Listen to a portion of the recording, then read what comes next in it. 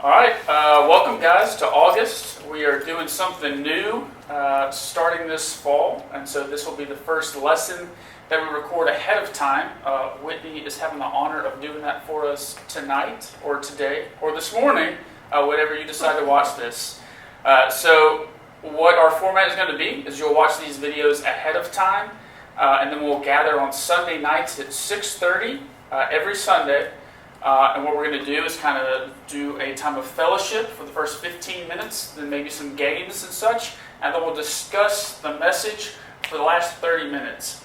So still doing that 6:30 to 7:30 window, but you'll watch the video ahead of time. We'll post these Friday. I'll send out the emails Friday at 10 a.m. As we've started doing. And then you can watch that anytime between Friday morning to Sunday evening. And so that'll give you all some more time to digest that, and then we'll get together for discussion. And then also another thing I'm really excited about are Wednesdays. We are bringing back our small groups, but we're going to be splitting in guys and girls. And so we will still do that on Zoom. We'll get together, and what we'll do is kind of come together again for fellowship for about 15 minutes to say heys and meets and greets. And then we'll split off, and then we'll discuss our independent Bible studies. I'm really excited about the new stuff coming down the pipe. So if y'all have any questions, as always, I'm available. You can text me, call me, email me. Not really tweet me because I don't do Twitter anymore. Instagram direct message, Facebook post, any of that good stuff. Get in touch with me if you have any questions. And you should already have your materials for the small groups this upcoming August, but if not, let me know and I can get those to you. See you guys. Hey y'all, coming at you for this first ahead of time Sunday night that we are having. Patrick has asked all of the counselors to share our testimonies, and I am going to do that. I know that many of you have kind of heard my testimony, and I'll go into all of that, but this is going to be just a little bit different. I'm going to start with telling you what my favorite Bible verse is, and that is Philippians 4:6.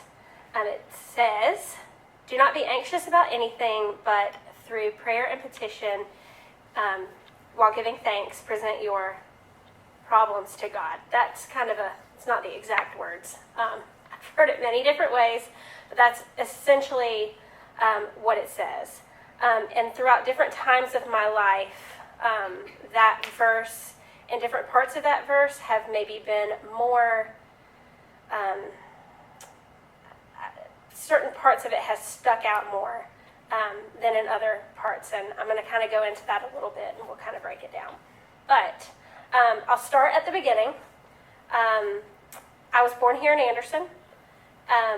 For the first 6 years of my life, I belonged to another family. I am adopted. I was adopted when I was 6 years old. My sister, who was younger than me by 2 years, was adopted with me. And we dealt with a lot of things that kids really shouldn't have to deal with in the beginnings of their life, in any part of their life. But certainly, those formative years, it took a toll on us. Neither one of us had a dad who was around. We both actually had different dads, but the same mom. We had two older siblings that lived right next door to us, but they lived with their dad. They didn't live with us. All we had was our mom.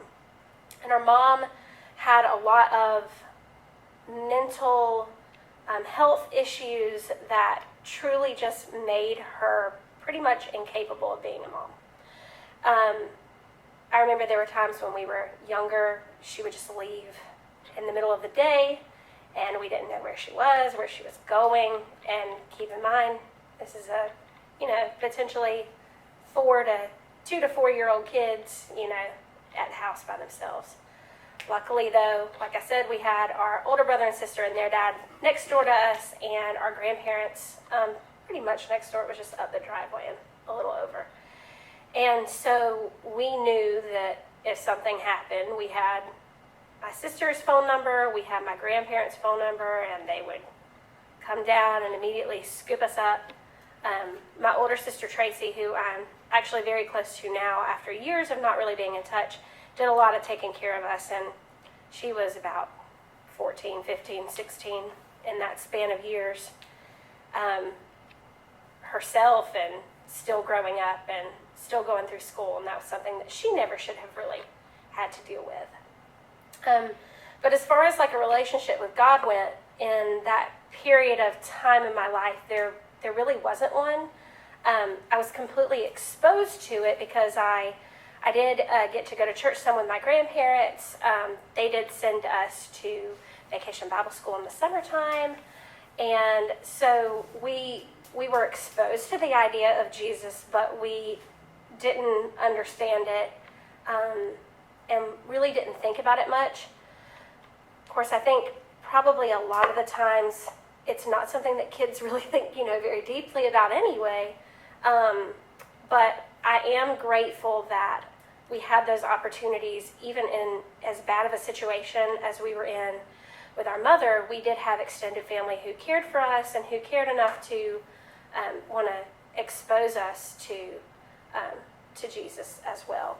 And so when I was adopted, and my sister was adopted too, we came into a family that was very loving, very caring.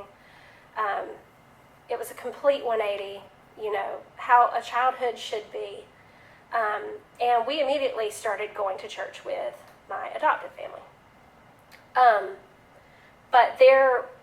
So really and truthfully, I say I was saved when I was about 7, but I didn't really understand it at that point in time. I mean, I understood that I wanted to accept Jesus Christ into my life, but of course at that age really didn't understand what it meant to be a Christian, to really be a Christian, not just to know that Jesus is in my heart.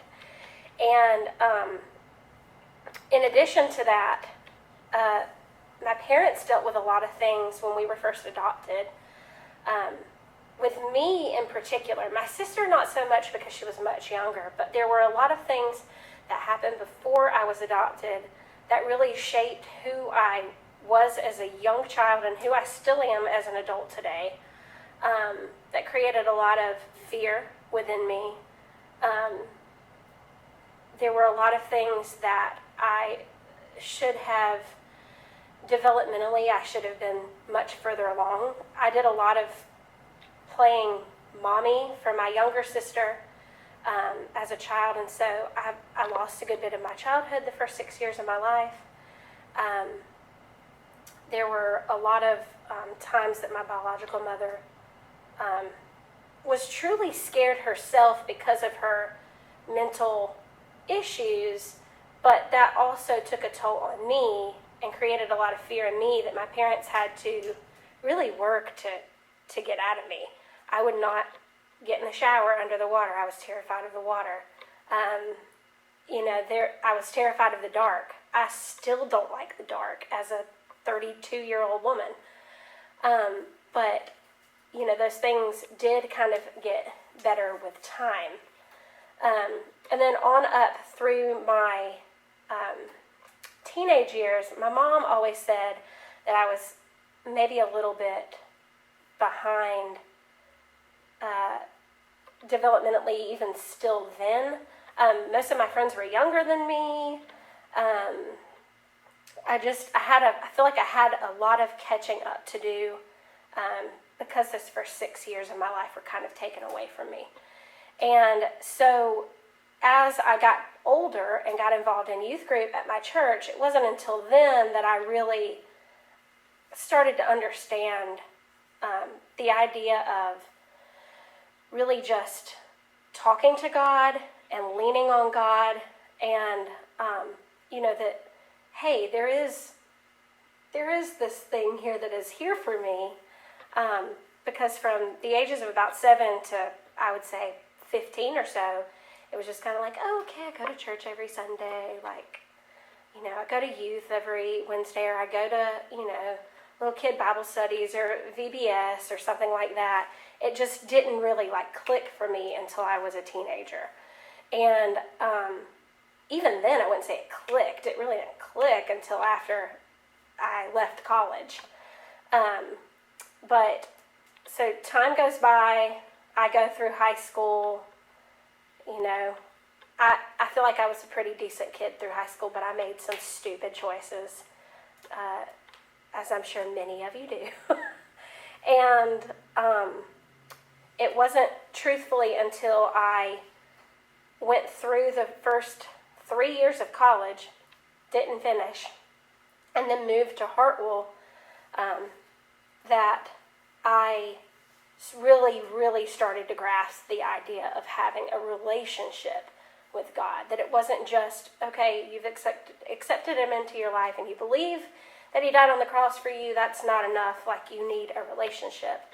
And so I had gotten involved with a church in Hartwell. Started going with one of my friends to a weekly Bible study. People about my age, around college age, or maybe a little older. And I had the opportunity to go on a mission trip to Africa. And I got really, really excited about that. The mission trip never happened because there was like a malaria breakout or something. But it was in that time of having that community of people around me that really made me understand more about my faith, and really made me understand more about the importance of talking to God, and where I feel like my spiritual gifts really started to come out. And I'm sure that they were probably there the whole time, but I just didn't recognize them. But it wasn't until about that time, too, that I also started realizing that many of the fears that I had in my younger days, that had continued on throughout that entire time, were becoming more of, I don't want to say they were anxiety the entire time, but it wasn't until then that I realized that there was something much deeper going on with my brain and how I was wired, that made me a very just careful, fearful person pretty much 24/7. And by that time in my life, the older I got, the more it consumed me. But luckily, with this community of people and really starting to want to have that relationship with God more myself, and like honing into those things that I really needed to be thinking about, I was able to maybe get a little bit of a grip on that. And so that's honestly the reason that particular verse has always been my favorite, because it's always been one that I've been able to go to when I am having, times of anxiety or a panic attack, or even when I'm not, because it's always there in the back of your mind, no matter what. No matter how good of a day you're having, it's always there when you deal with that. And so that's something that I would write that verse up on my mirror in my bathroom, just to remind myself that it's not all about me. It's not, I don't have to carry this weight by myself. God is there to help me carry it. God is there to even carry it for me. And so I truly believe that a testimony it doesn't really ever stop. My testimony is that, I came to know Jesus Christ when I was 7, and I really started developing a relationship with Him in my college years and thereafter. But my testimony is still going on today, and all of your testimonies are still going on today. About the time that I met Graham, that was a really hard time in my life. That I had lost a job. I was moving out of a house that I lived in suddenly because of a job loss. I had no idea where I was going. The future looked very uncertain. And for anyone, that's hard. For someone with anxiety, it may even be worse. And there were times that, sometimes I just have to listen to music and move on with my day, read my Bible and move on with my day, and try to take my mind off of it. But like in that point in my life, the part of that verse that really stuck with me was present your problems to God part. Okay, I don't want to deal with this right now, so I'm going to let you deal with it. I'm going to take this off of me and give it to you and let you deal with it for me. And truly, that does take a weight off of you. But it's still there. And so you have to constantly have that relationship in order to be able to say, okay, God, I can't handle this.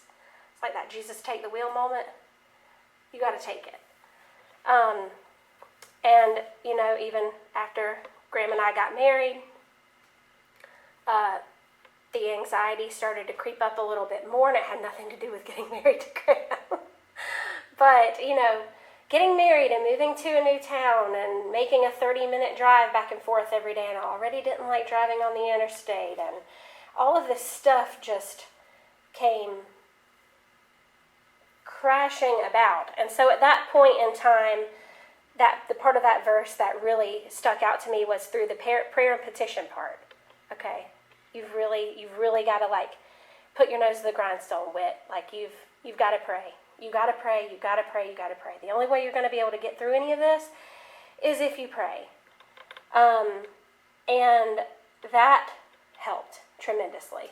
And that was just one little part of that verse that really, really helped me in that time. Years go past, and I deal with it every day, but I will say, for the last few years it has been better. But fast forward to now, and coronavirus, and all the things that have come with this pandemic. The first few weeks, I was golden. I was like, hey, I don't have any commitments. I don't really have anything going on. I can actually maybe relax and not think about the fact that I may have to go to work and get sick, or not have to think about doing anything else. My brain can finally relax for a bit. Little did I know this would go on for 5+ months, and here we are. And my problem now is that I don't have the person-to-person contact that humans so desperately need, and that every little thing that pops up on the news makes me anxious. Every little thing that pops up on Facebook makes me anxious. And if you're on Instagram, and you heard me talk about this a couple of weeks ago, sometimes you've just got to let go of those things. But the biggest thing for me in this time has been, well, I can't do this, and I can't do that, and I can't do this, I can't really do that either. What can I do? And it just looks very, very bleak. But we talked a couple of weeks ago, and Reverend Roy even mentioned it in his sermon, not this week, but the last week, to focus on the things that we can do, not the things we can't do. And even the first time I heard him say that, I thought to myself, I don't really know that I can do that. I'm so focused on the things that I can't do, and I'm so upset by the things that I can't do, that it's really just too depressing, and I don't want to focus on the things that I can do. And so I went back, and I looked at that verse again, that I always go back to every time I'm dealing with these things. And the part that I was able to really, I won't even say I was able to notice it. The part that God really made stand off the page to me this time was the part that says, with thanksgiving. And I think I've kind of always moved over that part without really thinking about it. It's always been the prayer and petition. Okay, cool, I can do that. Or present your problems to God. Okay, I can do that. Take them off me all day long. But the with thanksgiving part, that's hard, because he's saying, don't be anxious about anything, which is much easier said than done to begin with. But he's saying, tell me those things with thanksgiving. Give me those issues with thanksgiving. And I had no thanksgiving going on the last few months.